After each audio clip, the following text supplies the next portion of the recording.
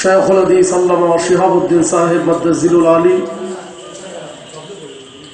উপস্থিত সম্মানিত উলামায়ে কেরাম, মুরব্বিয়ান, বেরাদারানে ইসলাম, পর্দার আড়ালে বসে দ্বীনি কথাবার্তা শুনছেন সম্মানিতা মা ও বোনেরা,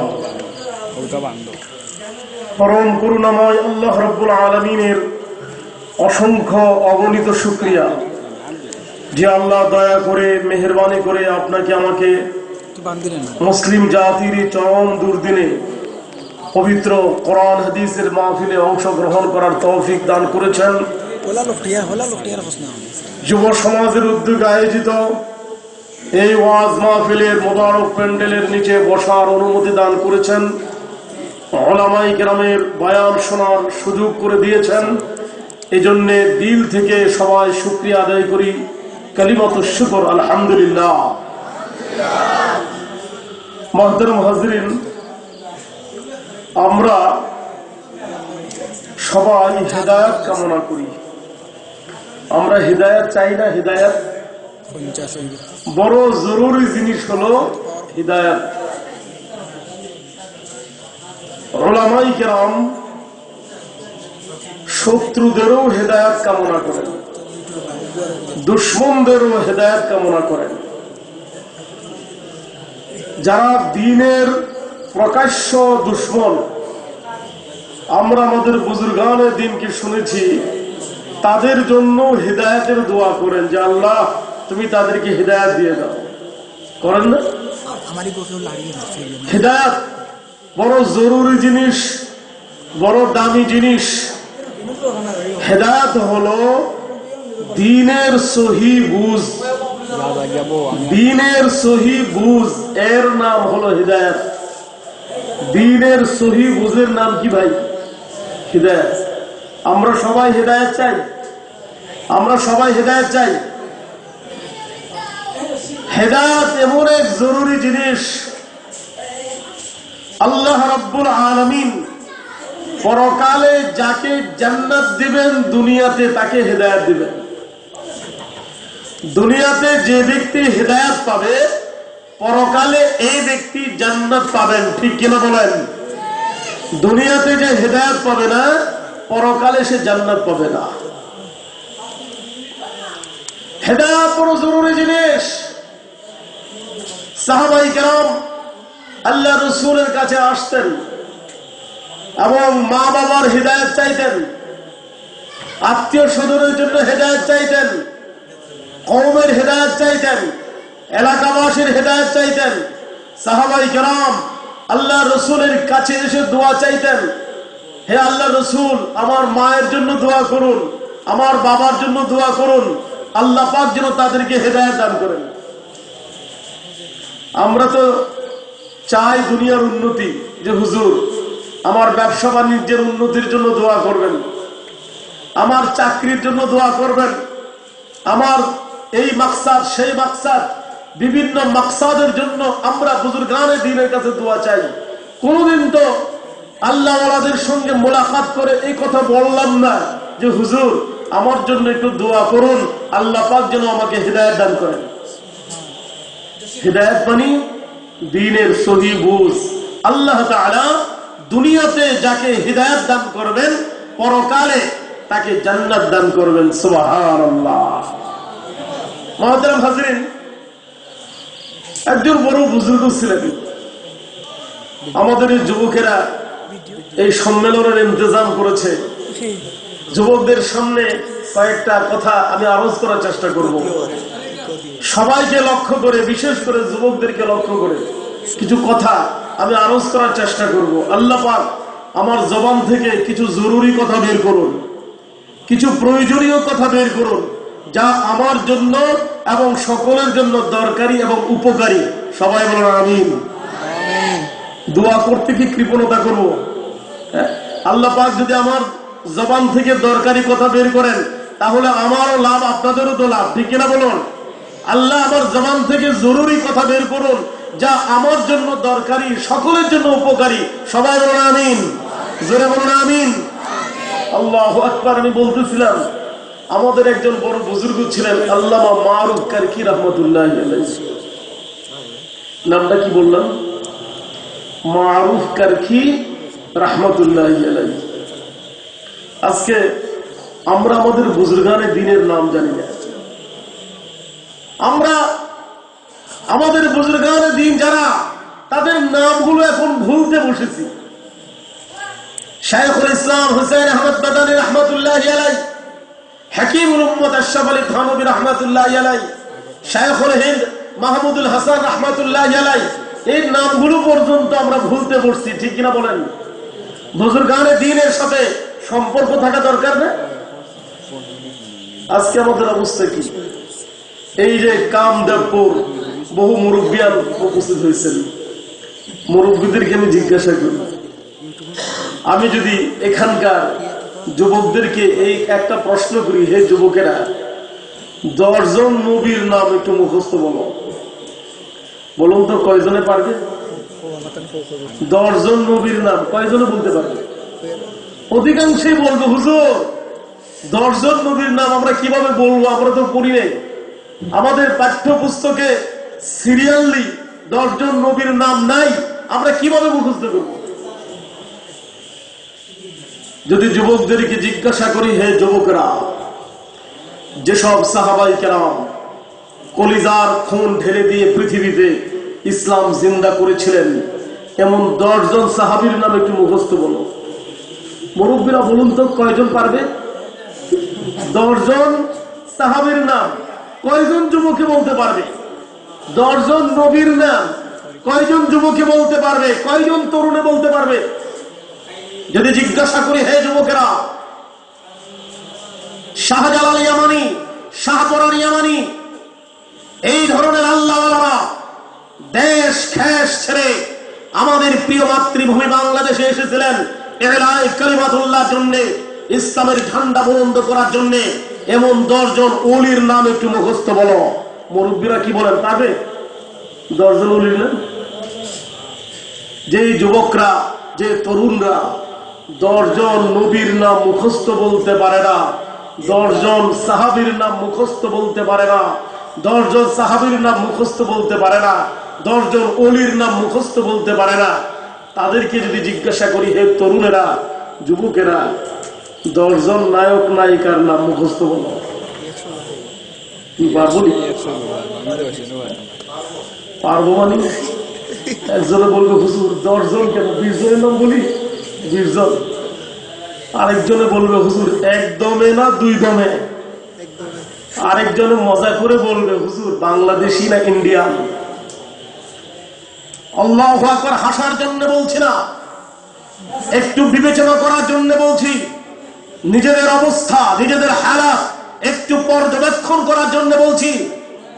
যে নতুন প্রজন্ম নবীদের ইতিহাস জানে না, নাম ইতিহাস তো দূরের কথা, নামটা পর্যন্ত বলতে পারে না।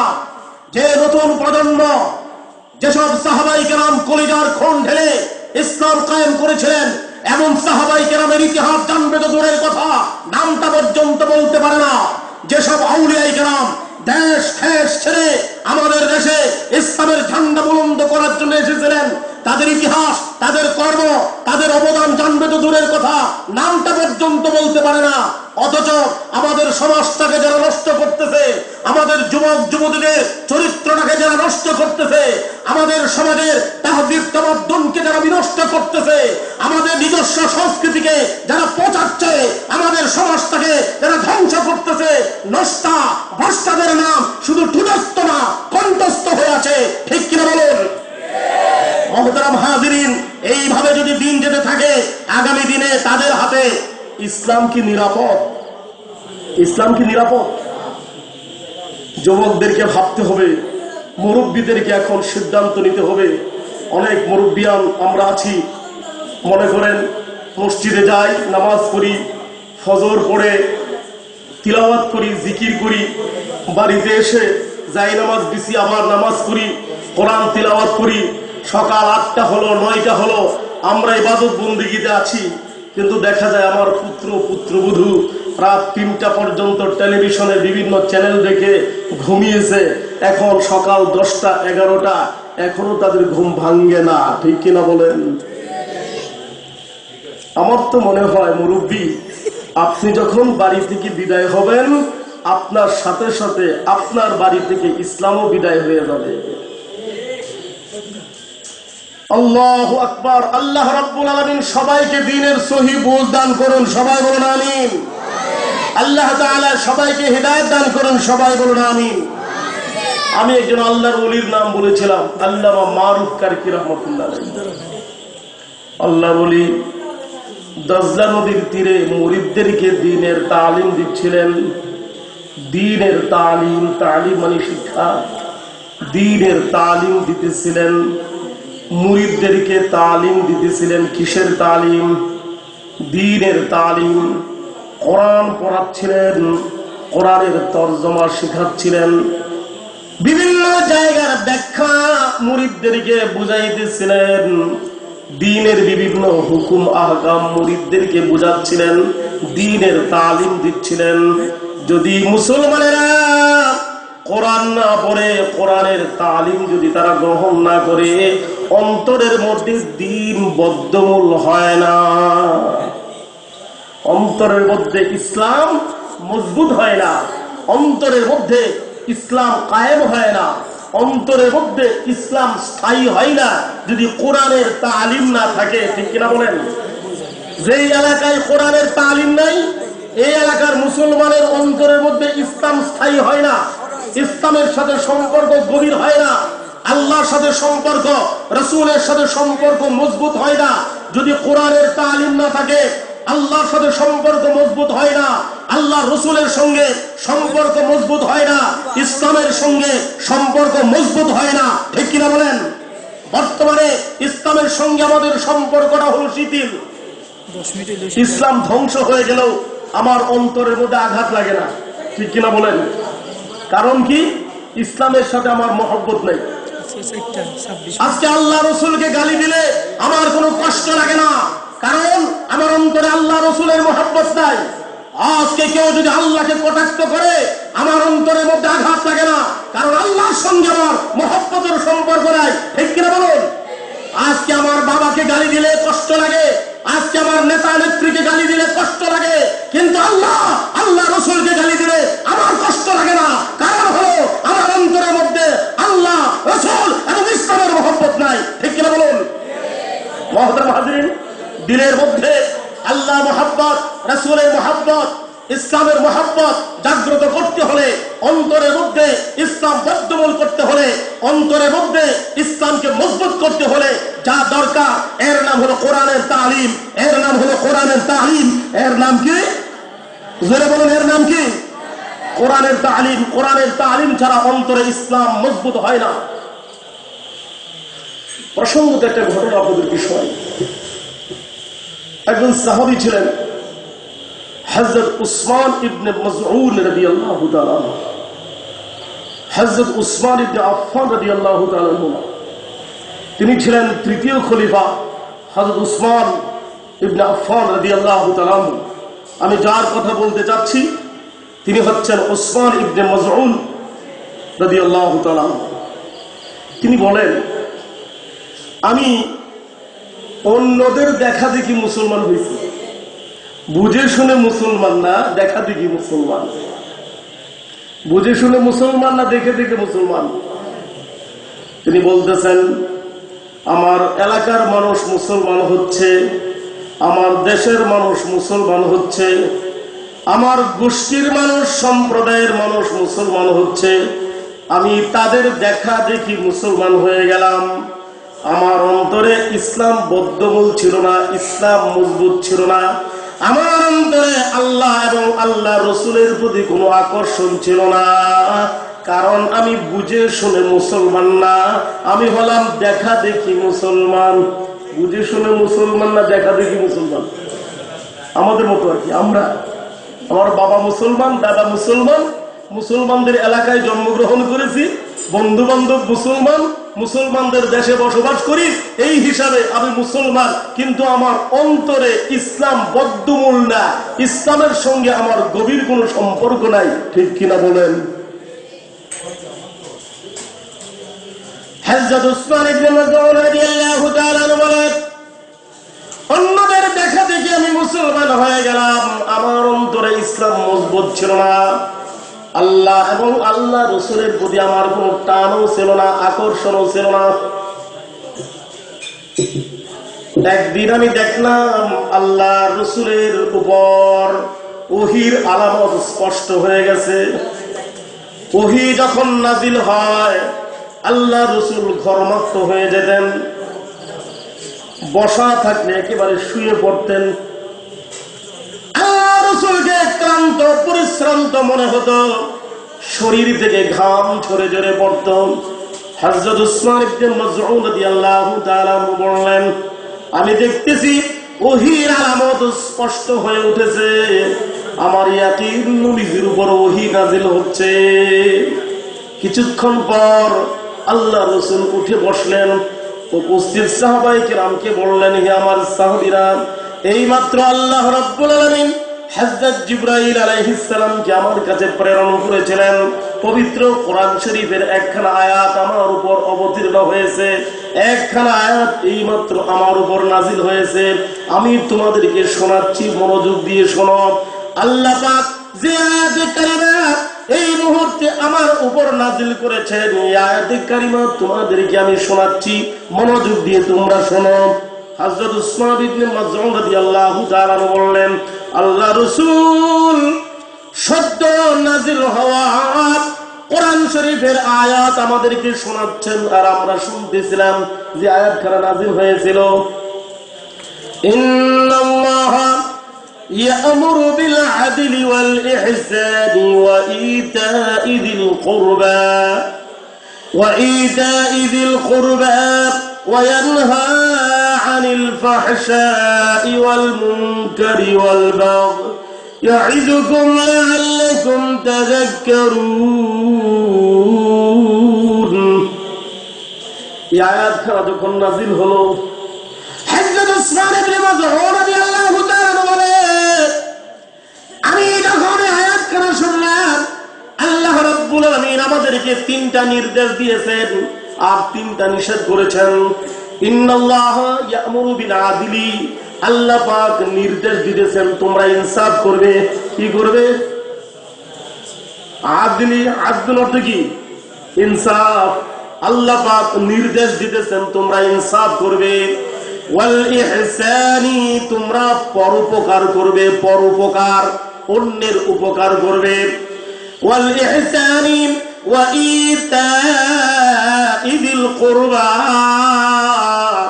আর আত্মীয় স্বজনকে দান করবে। নির্দেশ কয়টা?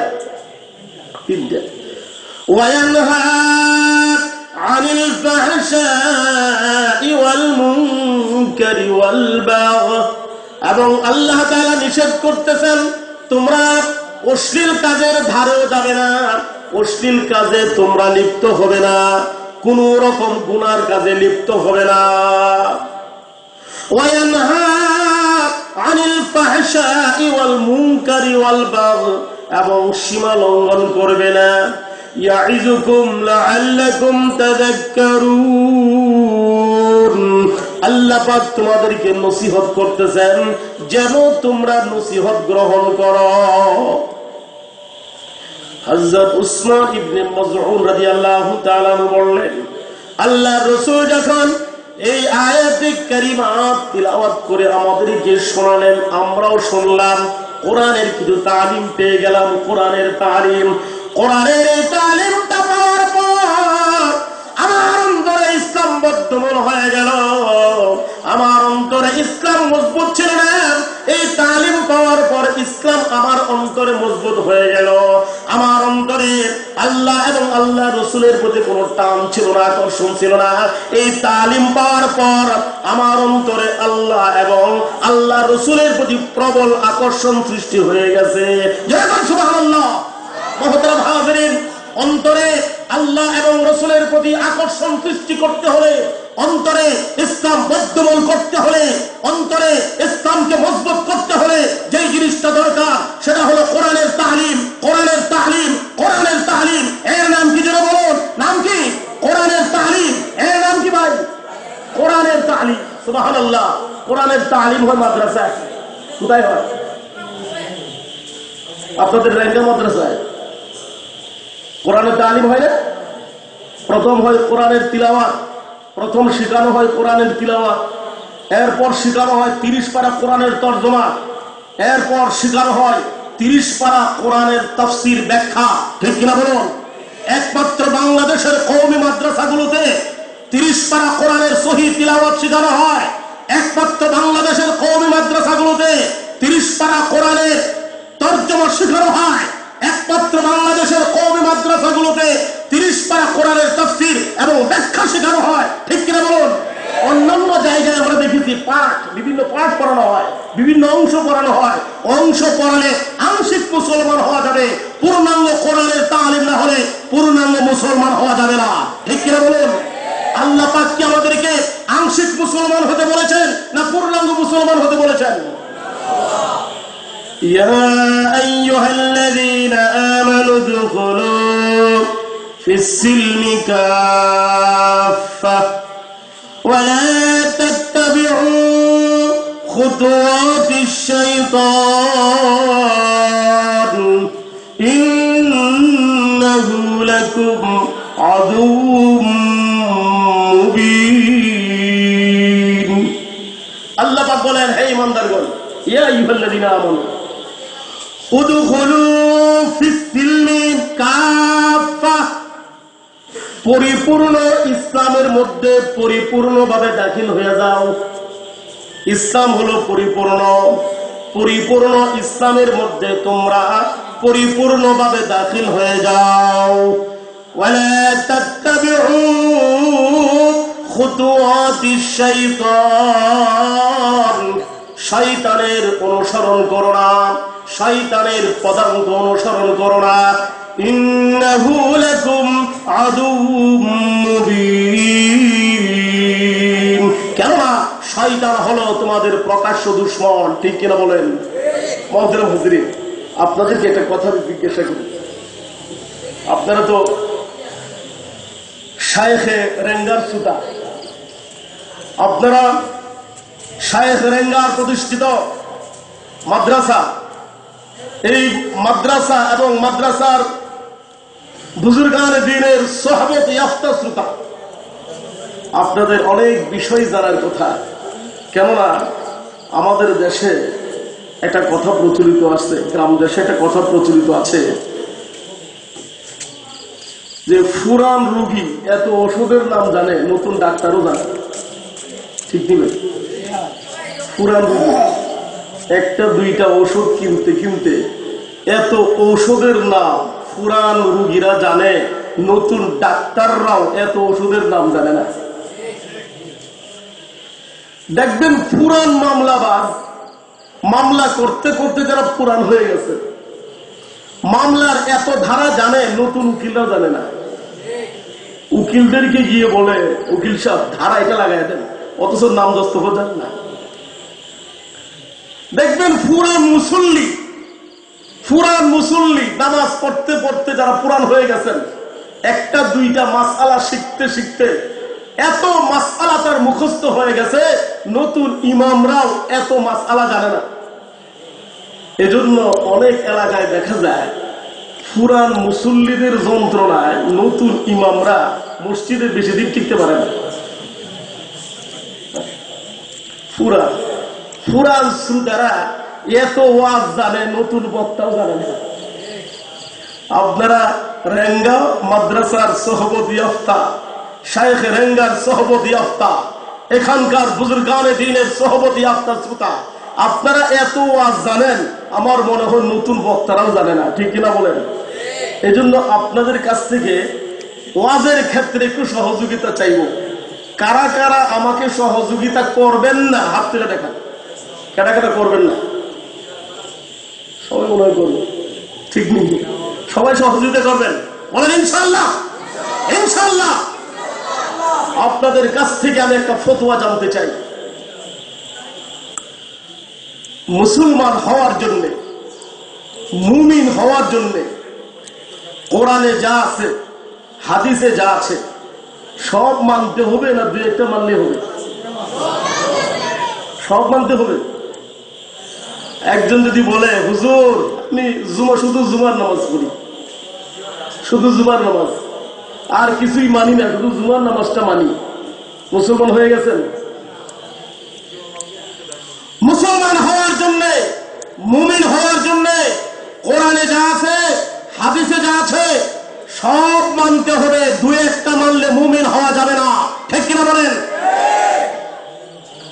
একটা ফতোয়া আপনারা দিচ্ছেন, আরেকটা ফতোয়া দিবেন। আল্লাহ রহমতে এদেশের সাধারণ মানুষও ফতোয়া দিতে পারে, এদেশে আবার ফতোয়া নিষিদ্ধ হবে না। বেঈমান হওয়ার জন্য, কাফির হওয়ার জন্য কোরআনে যা আছে, হাদিসে যা আছে সব অস্বীকার করতে হবে না কয়েকটা অস্বীকার করলে হবে? কয়েকটা অস্বীকার করতে হবে। কয়টা লাগবে? কয়টা? সব। আরে বেঈমান হওয়ার জন্য, কাফির হওয়ার জন্য কোরআনে যা আছে, হাদিসে যা আছে সব অস্বীকার করতে হবে না একটা অস্বীকার করলে হবে? একটা অস্বীকার করলে হবে। মনে করলে একজন বলল আমি নামাজ মানি, রোজা মানি, হজ মানি, যাকাত মানি, কিন্তু নারীদের পর্দা মানি না, পর্দাটা মানি না। বলেন ইমানদার না বেঈমান? ইমানদার না বেঈমান? কেউ বলল আমি সব মানি কিন্তু সুদ হারাম, এটা আমি মানি না, ইমানদার না বেঈমান? কেউ যদি বলে আমি সব কিছু মানি কিন্তু ইসলামের মধ্যে রাজনীতি আছে, এটা মানি না, ইমানদার না বেঈমান? ভালো করে বোঝুন। কেউ যদি বলে আমি সব কিছু মানি, যাকাত মানি না, ইমানদার না বেঈমান? কেউ যদি বলে আমি সব মানি, লতিফ সিদ্দিকীর মতো বলে আমি হজ মানি না, ইমানদার না বেঈমান? বেঈমান হওয়ার জন্য সব অস্বীকার করার দরকার নাই, একটা অস্বীকারই যথেষ্ট, ঠিক কিনা বলুন? মুহতারাম হাজিরিন, ইমানদার হওয়ার জন্য যেমন কোরআনের সব কিছু ইকরার করতে হয়, বেঈমান হওয়ার জন্য সব ইনকার করার দরকার নাই, একটা ইনকার করাই যথেষ্ট। আমরা কিন্তু ইনকার করি না, আমরা মুসলমানেরা ইনকার করি না, অস্বীকার করি না, কিন্তু অন্য পথে আমরা ঈমান হারাই। আরেকটা লাইন আছে, সেই লাইনে আমরা আমাদের ঈমান হারাই। কোন লাইন সেটা? সেটা হলো আমরা ইস্তিহজা করি। ইস্তিহজা কি করি ভাই? ইস্তিহজা। ইস্তিহজা মানে ঠাট্টা করা, তামাশা করা, মস্করা করা। যেই কাজটা মুনাফিকরা করে। কারা করে? মুনাফিকরা। মুনাফিকদের স্বভাব আল্লাহ রাব্বুল আলামিন কোরআন শরীফে বর্ণনা করেছেন। وَإِذَا لَقُوا الَّذِينَ آمَنُوا قَالُوا آمَنَّا وَإِذَا خَلَوْا إِلَى شَيَاطِينِهِمْ قَالُوا إِنَّا مَعَكُمْ إِنَّمَا نَحْنُ مُسْتَهْزِئُونَ। মুনাফিকদের স্বভাব হলো, আল্লাহ তাআলা বলেন, তারা যখন ইমানদারদের সঙ্গে মিলিত হয়, কার সাথে? ওয়াইদা, যখন ইমানদারদের সঙ্গে মিলিত হয়, ক্বালু আমান্না, তখন তারা বলে আমরা তো ইমানদার, ঈমান এনেছি। ওয়াইদা খালাউ ইলা শায়াতিনহিম, যখন তারা শয়তানদের সঙ্গে মিলিত হয়, কার সাথে? শয়তানদের সাথে মিলিত হওয়ার সুযোগ আছে? শয়তান কি দেখা যায়? শয়তান কি দেখা যায় যে শয়তানের সঙ্গে মিলিত হয় কিভাবে? কোরআন থেকে তো বোঝা যায় যে শয়তানদের সঙ্গে মুনাফিকরা মিলিত হয়। আর শয়তানদের সঙ্গে বৈঠক করা, শয়তানদের সঙ্গে মিটিং করা, শয়তানদের সঙ্গে সভা করার সুযোগ আছে, এটা কোরআন থেকে বোঝা যায়, ঠিক কিনা বলেন? ওয়াইদা খালাউ ইলা শায়াতিনহিম ক্বালু ইন্না মাআকুম, বলে আমরা তোমাদের সাথে আছি। ইন্নামা নাহনু মুস্তাহজিউন, আমরা তো ঈমানওয়ালাদের কাছে গিয়েছিলাম ইস্তিহজা করার জন্য, ঠাট্টা করার জন্য, বিদ্রুপ করার জন্য। বোঝা গেল ইস্তিহজা, ইস্তিহজা করলেও ঈমান থাকে না। মনে করেন কোরআনের একটা বিধান নিয়ে আমি ইস্তিহজা করলাম, ইসলামের একটা শিআর নিয়ে আমি ইস্তিহজা করলাম, আমি টুপি পরি না, এই জন্য আমি বেঈমান না। আমি পাগড়ি পরি না এজন্য বেঈমান না, আমি দাড়ি রাখি না এজন্য বেঈমান না। কিন্তু কেউ যদি টুপি নিয়ে তামাশা করে, কেউ যদি পাগড়ি নিয়ে তামাশা করে, কেউ যদি দাড়ি নিয়ে তামাশা করে, বেঈমান। ঠিক কি বলুন? কেউ মহিলা যদি বুরকা পরিধান না করে সে বেঈমান হবে না, গুনাহগার হবে। কিন্তু বুরকা নিয়ে কেউ যদি তামাশা করে বেঈমান। ঠিক কি বলুন? আল্লাহু আকবার। মুহতারাম হাজিরিন,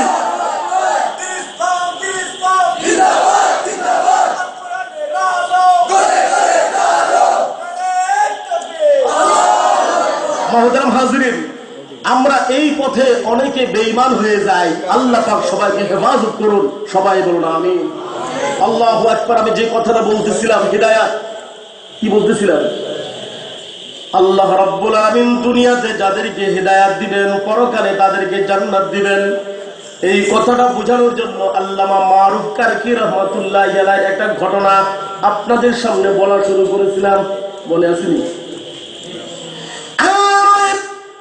মারুফ কারকি রহমাতুল্লাহি আলাইহি দাজলা নদীর তীরে মুরিদদেরকে কোরআনের তালিম দিতেছিলেন। কি দিতেছিলেন? কোরআনের তালিম। এটা হলো একজন পীর সাহেবের জিম্মাদারি, এটা হলো একজন আলেমের জিম্মাদারি।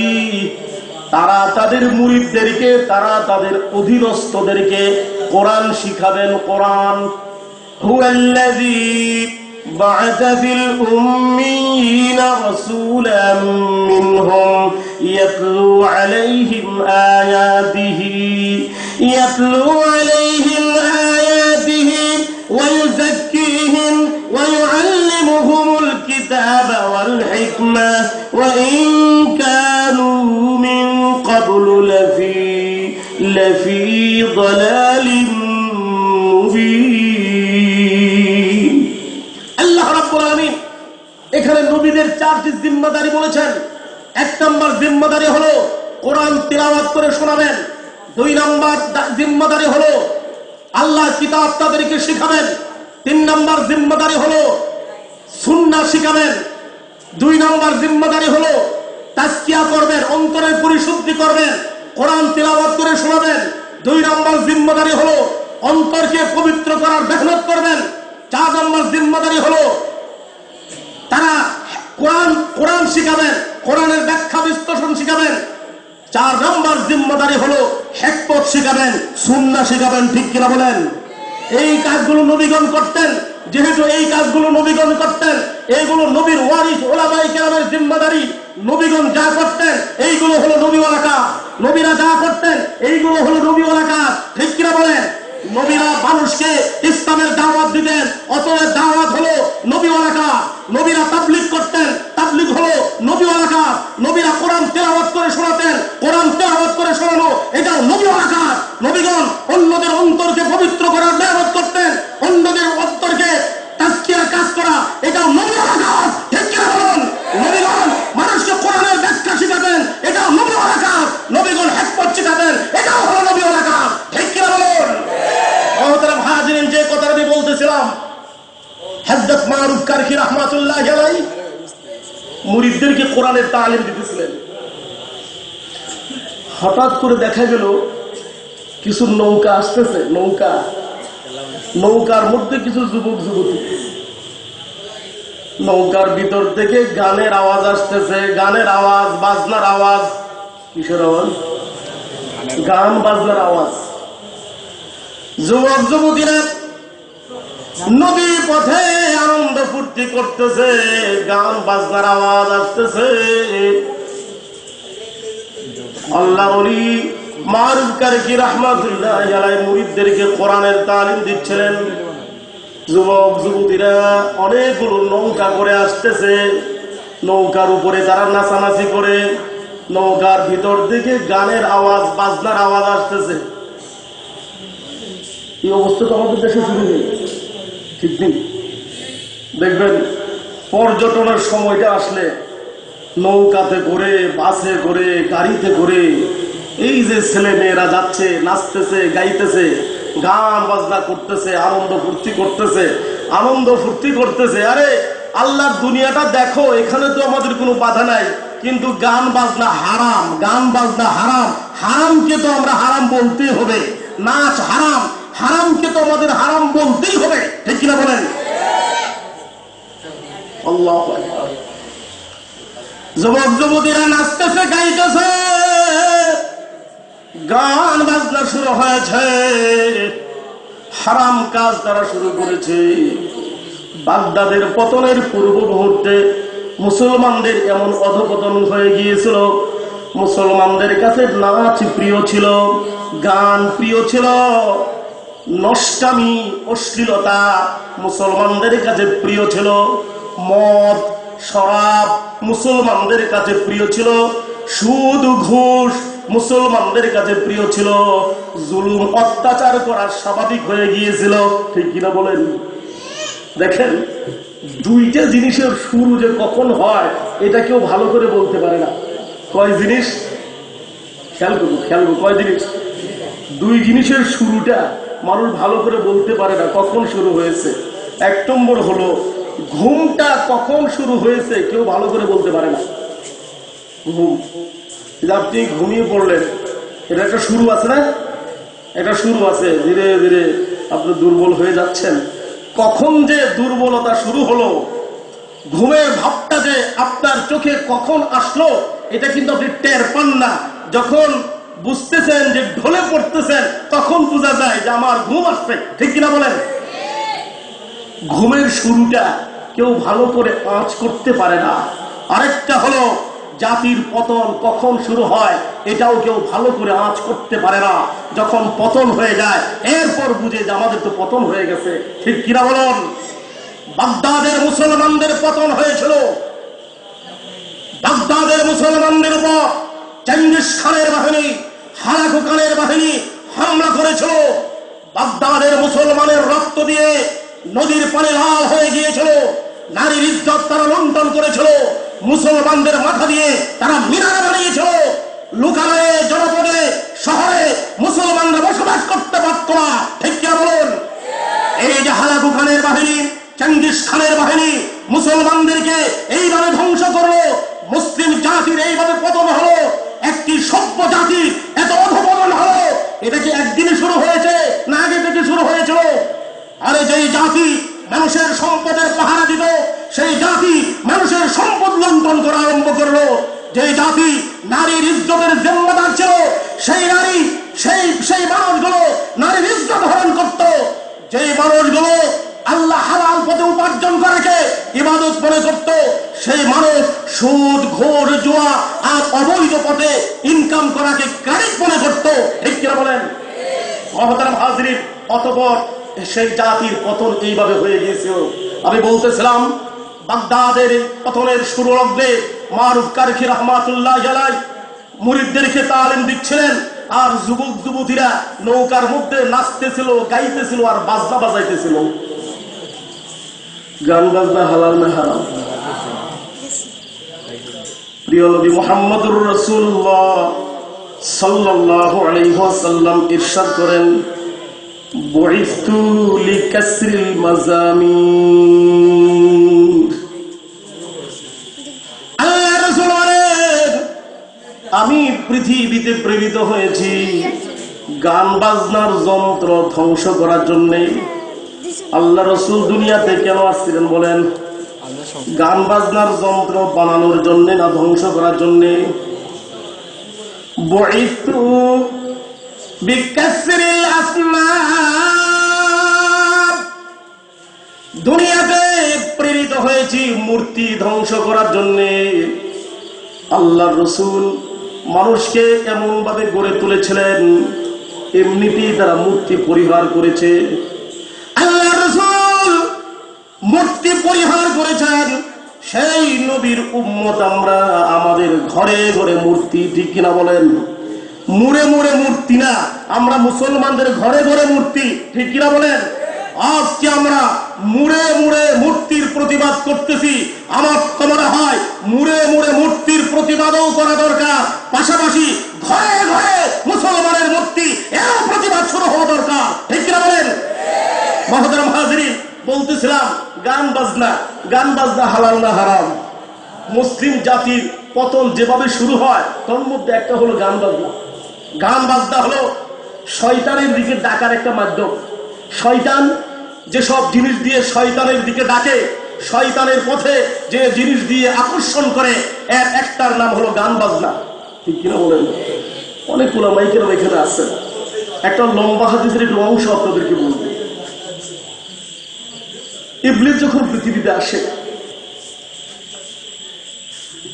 ইবলিস আল্লাহর কাছে আবেদন করলো, আল্লাহ আমাকে তো দুনিয়ায় পাঠাচ্ছ, এটা থাকার তো ঘর দরকার। থাকবো কোথায় আল্লাহ? আমার ঘরের ব্যবস্থা করে দাও। আবেদন করলো কে? শয়তান। আল্লাহ বললেন, যা, তোর ঘরের ব্যবস্থা করলাম। তোর ঘরের নাম হলো হাম্মাম, টয়লেট, বাথরুম। বাথরুম গুলো হলো তোর ঘর। শয়তানের ঘরের নাম কি? Bathroom, toilet. এই জন্য টয়লেটে ঢুকার আগে একটা দোয়া পড়তে হয়। দোয়াটা মুখস্থ আছে না? আল্লাহুম্মা ইন্নী আউযু বিকা মিনাল খুবুসি ওয়াল খাবাইস। মুখস্থ কয়জনের আছে? এই যারা ছোটবেলায় মক্তবে পড়ছিলাম, মাদ্রাসায় গিয়েছিলাম, তাদের মুখস্থ আছে, অধিকাংশ তো মুখস্থ নেই। বাথরুম হলো শয়তানের ঘর। আল্লাহ পাক শয়তানের ঘর বানাইছেন এটাকে। এখানে যখন আমরা ঢুকবো, আল্লাহ রাসূল শিখায়া দিয়েছেন, শয়তান থেকে তোমরা আশ্রয় চাও।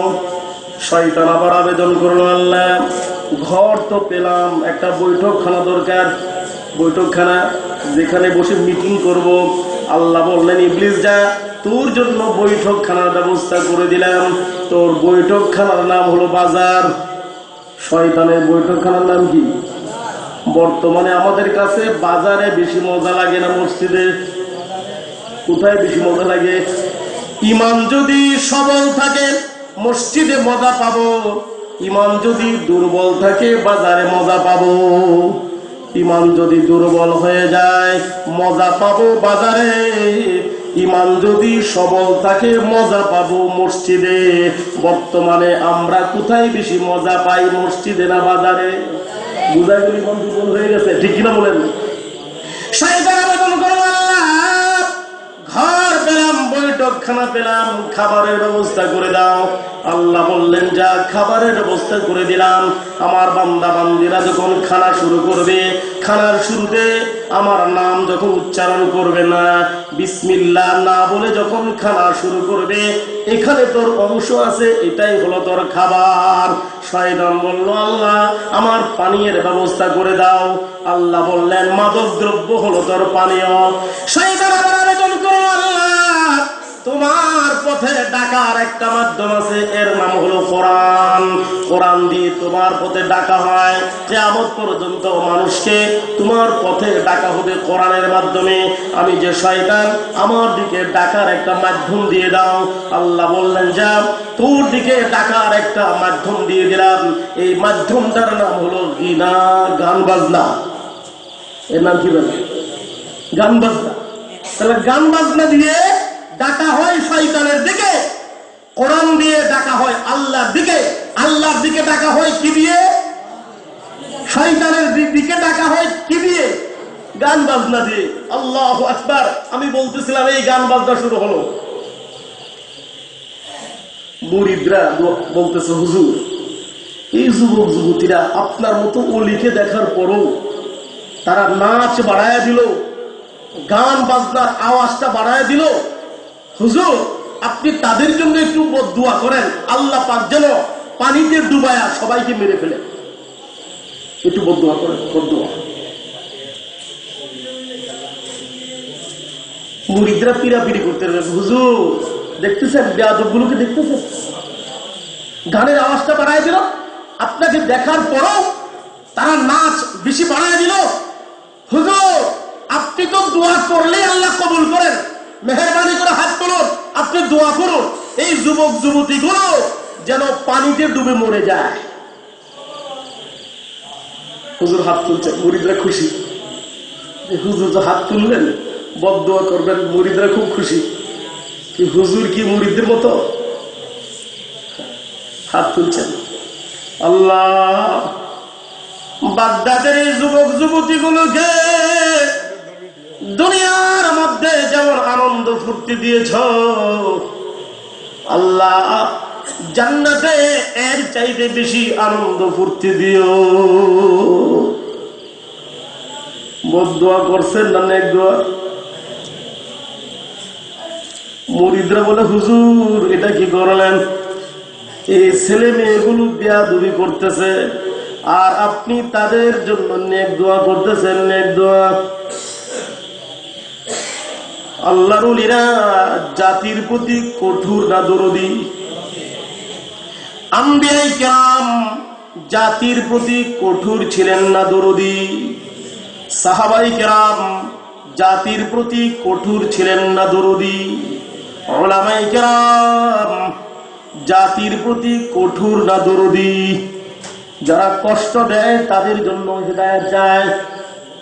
উলামায়ে কেরামকে যারা কষ্ট দেয়, রাতের আধারে তাহাজ্জুদ পড়ে আল্লাহর ওলিরা চোখের পানি দিয়ে যায় নামাজ ভিজিয়ে আল্লাহর কাছে বলতে থাকেন, আল্লাহ গো, যারা না বুঝে আমাদেরকে কষ্ট দিতেছে, আল্লাহ তুমি তাদেরকে হিদায়াত দিয়ে দাও। ঠিক না বলুন?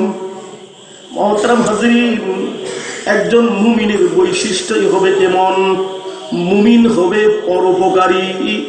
মুমিন শুধু নিজের চিন্তা করবে না, মুমিন অন্যের চিন্তা করবে। মুমিনের বৈশিষ্ট্যটাই হলো এমন, মুমিন অন্যের উপকারের চিন্তা করবে, নিজের চাইতেও বেশি অন্যের উপকারের চিন্তা করবে। ঠিক কিনা বলুন? আমাদের একজন বুজুর্গ বড় চমৎকার কথা বলছিলেন। তিনি বলছিলেন যে মুসলমানদের উদাহরণ হলো জিহ্বার মতো, আর অন্যান্য জাতির উদাহরণ দাঁতের মতো। কিসের মতো? আপনারা তো জ্ঞানী মানুষ, একটু চিন্তা করে বলবেন। উপরে এক পাটি দাঁত, নিচে আরেক পাটি দাঁত, শক্ত না নরম? মাঝখানে একটা জিহ্বা, শক্ত না নরম? নরম। দুই পাটি দাঁতের মাঝখানে নরম একটা জিহ্বা। দাঁত যখন ওই সুযোগ পায় জিহ্বারে কষ্ট দেয়। আপনার দাঁতে জীবনে দুই একবার জিহ্বারে কামড় দিছে না? দিছেনি কামড়? দাঁত সুযোগ পাইলেই জিহ্বার উপর জুলুম চালায়, সন্ত্রাস চালায়। দাঁত একটা সন্ত্রাসী, একটা জালিম। কার উপর জুলুম করে? জিহ্বার উপরে। দাঁত একটা সন্ত্রাসী, সন্ত্রাস চালায় কার উপর? নরম জিহ্বার উপর। নরম নরম নেই? সন্ত্রাসীরা সন্ত্রাস চালায় সবলের উপরে না দুর্বলের উপরে? জালিমরা জুলুম করে সবলের উপরে না দুর্বলের উপরে? আরে যত বেটাগিরি সব দুর্বলের সাথে। ঠিক কিনা বলেন? এই যে দাঁত এত শক্ত, বেটাগিরি কার সাথে করে? এই দুর্বল জিহ্বার সাথে। খুব খেয়াল করবো। মুসলমানদের উদাহরণ হলো জিহ্বার মতো, অন্যদের উদাহরণ হলো দাঁতের মতো। যে দাঁত জিহ্বাকে এত কষ্ট দেয়, জিহ্বার উপর সন্ত্রাস চালায়, জুলুম চালায়, এই দাঁত মাঝে মাঝে বিপদে পড়ে না? গোশত ঢুকে না? কাটা আবর্জনা কিছু ঢুকে না? যখন দাঁতের মধ্যে কষ্ট শুরু হয়ে যায়, দাঁত যখন বিপদে পড়ে, দাঁতের বিপদ দূর করার জন্য সর্বপ্রথম কোন অঙ্গটা অগ্রসর হয়? ও ভাই বলেন তো কোনটা? আপনার এই আঙ্গুলটা দাঁতের কাছে যাওয়ার আগে কোনটা যায়? জিহ্বা। জিহ্বাকে এই কথা বলে, দাঁত রে তুই আমার যে কষ্ট দিয়েছিলে, আজকে তোর বিপদে আমি অগ্রসর হব না। জিহ্বাকে এই কথা বলে না সবার আগে যায়? আরে এই জিহ্বাকে দাঁত কষ্ট দেয়। দাঁত বিপদে পড়লে সর্বপ্রথম দাঁতের উপকার করার জন্য যেই অঙ্গটা অগ্রসর হয়, এই অঙ্গের নাম হলো জিহ্বা। ঠিক তেমনি ভাবে মুসলমান হলো জিহ্বার মতো। মুসলমানদেরকে যারাই কষ্ট দেখতে কেন, যেইভাবে কষ্ট দেখতে কেন, ওরা যদি বিপদে পড়ে সর্বপ্রথম তাদের বিপদ দূর করার জন্য যেই জাতিটা অগ্রসর হয়, এই জাতির নাম হলো মুসলিম জাতি। ঠিক কিনা বলেন? মুসলমানদেরকে আল্লাহ সৃষ্টি করছেন অন্যের উপকার করার জন্য। কুনতুম খায়রা উম্মাতিন উখরিজাত লিন-নাস তা'মুরুনা বিল মা'রুফি ওয়া তানহাউনা আনিল মুনকার। আল্লাহ তাআলা বলেন, তোমরা হলে শ্রেষ্ঠ জাতি, উখরিজাত আই খুলিকাত লিন্নাস, তোমাদেরকে সৃষ্টি করা হয়েছে মানুষের উপকার করার জন্য। মুসলমান মানুষের উপকার করে না ক্ষতি করে? মুসলমান সব মানুষের উপকার করে, শুধু মুসলমানের উপকার করে না। মুসলমানের বৈশিষ্ট্য হলো ধর্ম বর্ণ নির্বিশেষে সকল মানুষের উপকার করা, এটা হলো মুসলমানের বৈশিষ্ট্য। ঠিক কিনা বলেন? মুসলমান শুধু মুসলমানের উপকার করে না, আল্লাহ রাসূল শুধু মুসলমানদের উপকার করেন নাই। আল্লাহ রাসূল মুসলমানদের যেমন উপকার করেছেন, ইহুদি খ্রিস্টান তাদের উপকার করছেন। ঠিক কিনা বলেন? আজকে ইসলামের দর্শন আমরা বুঝি না, কথা প্রসঙ্গে সামান্য একটু বুঝে নেই। একবার রাসূলুল্লাহ সাল্লাল্লাহু আলাইহি ওয়াসাল্লাম তওয়াফ করতেছিলেন, কাবা শরীফে তওয়াফ করতেছিলেন।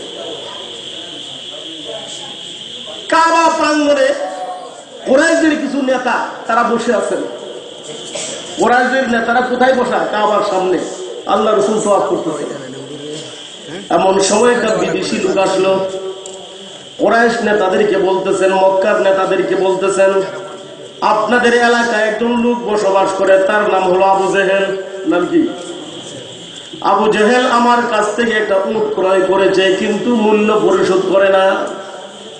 উট কিনে এনেছে, মূল্য পরিশোধ করে না। আমি বিদেশি মানুষ, মুসাফির মানুষ, গরিব মানুষ, আমি আপনাদের দ্বারস্থ হয়েছি, মেহেরবানি করে আবু জেহেলের কাছ থেকে আমার উটের মূল্যটা আদায় করে দিন। বলুন তো, যাদের কাছে আবু জাহেলের নামে নালিশ করলো, তারা কি আবু জেহেলের কাছ থেকে উটের মূল্য আনার মতো ক্ষমতা রাখে? এরা বুঝতেছে আবু জেহেলের কাছ থেকে উটের মূল্য আনার তো ক্ষমতা আমাদের নাই, কারণ আবু জেহেল হলো আমাদের নেতা। আর বলো, ভাই আমাদের কাছে যখন আসছো, তোমাকে একটা সুপরামর্শ দিই। এই যে একটা মানুষ তওয়াফ করতেছে, ওনার নাম মুহাম্মদ সাল্লাল্লাহু আলাইহি ওয়াসাল্লাম। ওনার সাথে আবু জেহেলের খাতির, সাংঘাতিক খাতির। আপনারা কি বলেন, খাতির না দুশমনী? ওনার কাছে যাও, উনি ইচ্ছা করলে আবু জেহেলের কাছ থেকে তোমার উটের মূল্যটা আদায় করতে পারবেন। এই লোকগুলোর উদ্দেশ্য কি? এই লোকগুলো জানে এই মানুষটা যখন আল্লাহ রাসূলের কাছে যাবেন আর উটের মূল্য আদায় করার জন্য তার সাহায্য চাইবেন, আল্লাহ রাসূল তার সাহায্য করার জন্য এগিয়ে যাবেন। আল্লাহ রাসূল দেখবেন না মুসলমান না কাফের, যে কোনো মানুষ আল্লাহ রাসূলের কাছে হাজির হলে আল্লাহ রাসূল তার উপকার করার চেষ্টা করতেন। ঠিক কিনা বলেন? আর আমরা তো দেখি আমার বংশের কিনা, আমার দলের কিনা, আমার এলাকার কিনা, আমার দেশের কিনা, উপকার করার ক্ষেত্রে বংশ দেখবো না, এলাকা দেখবো না, দেশ দেখবো না, ধর্ম দেখবো না। সে যে ধর্মের হোক, যে এলাকার হোক, আমি তার উপকার করব। এটাই হলো আল্লাহ রাসূলের শিক্ষা, এটাই হলো ইসলামের দর্শন। ঠিক কিনা বলেন? মুহতারাম হাজিরিন, এই লোকটা আল্লাহ রাসূলের কাছে গেলেন, সে নবীকে চিনে না, গিয়া বলতেছেন, এই নেতৃবৃন্দের কাছে একটা আবেদন করেছিলাম, তারা অপারগতা প্রকাশ করলো। তারা বলল, আবু জেহেলের সঙ্গে আপনার সাংঘাতিক খাতির, আমি গরিব মানুষ, মুসাফির মানুষ, মেহেরবানি করে আবু জেহেলের কাছ থেকে আমার উটের মূল্যটা আদায় করে দিন। আল্লাহ রাসূল বলেন, চলো আমি চেষ্টা করি, চলো। নবী জিজ্ঞাসা করছেন, তুমি কোন ধর্মের লোক?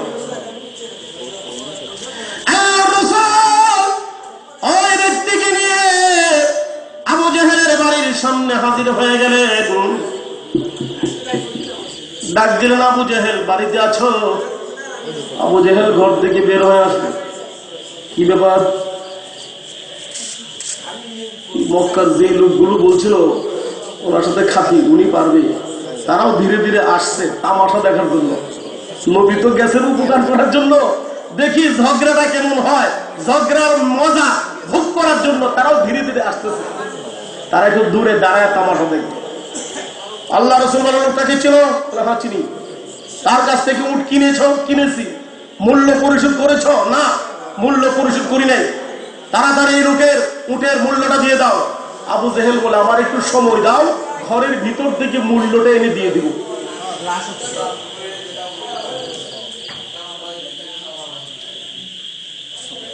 আবু জেহেল তাড়াতাড়ি ভিতরে গেল, উটের মূল্য এনে এই ব্যক্তিকে বুঝাইয়া দিল। এই ব্যক্তি উটের মূল্য পেয়ে আনন্দের সঙ্গে বাড়িতে চলে গেলেন। আল্লাহ রাসূল নিজ ঠিকানায় চলে গেলেন।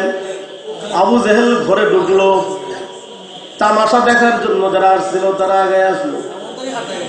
ডাকলে লিডার, আমাদের নেতা আবু জেহেল, একটু বেরিয়ে আসেন। কি ঘটনা? ঘটনা হলো আপনি উপরে উপরে দেখার নবীর সঙ্গে আপনার দুশ্মনী, আর নিচে নিচে তলে তলে দেখা যায় খুব খাতির। বলে কেমনে বুঝলেন? দূর থেকে দেখছি নবীজি বলছেন আর আপনি চাকরের মতো হুকুম পালন করছেন। মুনিব হুকুম করলে চাকর যেভাবে হুকুম পালন করে, আমরা দূর থেকে দেখছি আল্লাহ রাসূল যেইভাবে হুকুম করছেন আপনি সেইভাবে হুকুম পালন করছেন। আবু জেহেল বলে, দেখো সত্য কথা সবসময় গোপন করা যায় না। মুহাম্মদুর রাসূলুল্লাহ সাল্লাল্লাহু আলাইহি ওয়াসাল্লাম এই ব্যক্তিকে আমার বাড়ির সামনে যখন হাজির হলো, উটের মূল্য পরিশোধ করার জন্য যখন আমাকে বলল, আমি তাকিয়ে দেখলাম ভয়ঙ্কর একটা পাগলাটে উট আমার দিকে তাকায় আছে, আর হা করে এমন ভাবে আমার দিকে তাকিয়ে আছে, আমার ইয়াকিন জন্মেছে, আমার বিশ্বাস হয়ে গেছে আমি উটের মূল্য পরিশোধ না করলে এই উটটা আমাকে গিলে খেয়ে ফেলবে। মহতারাম হাজরেন, আপনাদের কাছে আমি জিজ্ঞাসা করতে চাই, আবু জেহেল কি আল্লাহ রাসূলের মুজিজা দেখেছে? আবু জেহেল কি আল্লাহ রাসূলের মুজিজা দেখে নাই? একবার না বারবার? আবু জেহেল কি আল্লাহ রাসূলের তিলাওয়াত শুনেছে? একবার না বারবার? আবু জেহেল কি আল্লাহ রাসূলের মুবারক চেহারা দেখেছে? একবার না বারবার? আবু জেহেল কি আল্লাহ রাসূলের ওয়াজ শুনেছে? একবার না বারবার? আরে আবু জেহেল আল্লাহ রাসূলের ওয়াজ জীবনে বারবার শুনেছে, বারবার আল্লাহ রাসূলের কণ্ঠ নিঃসৃত আল্লাহর কালাম শুনেছে, আল্লাহ রাসূলের মুবারক চেহারা বারবার দেখার সুযোগ হয়েছে, আল্লাহ রাসূলের অসংখ্য অগণিত মুজিজা আবু জেহেল দেখেছে, কিন্তু হেদায়েত কবুল করে নাই। ঠিক কিনা বলেন? হেদায়েত সে পাইছে না। পাইছে হেদায়েত? সে হেদায়েত পাইল না। কেন পাইল না একটু পরে বলি, কেন সে হেদায়েত পেল না। আমি আবার সেখানে ফিরে যেতে চাই।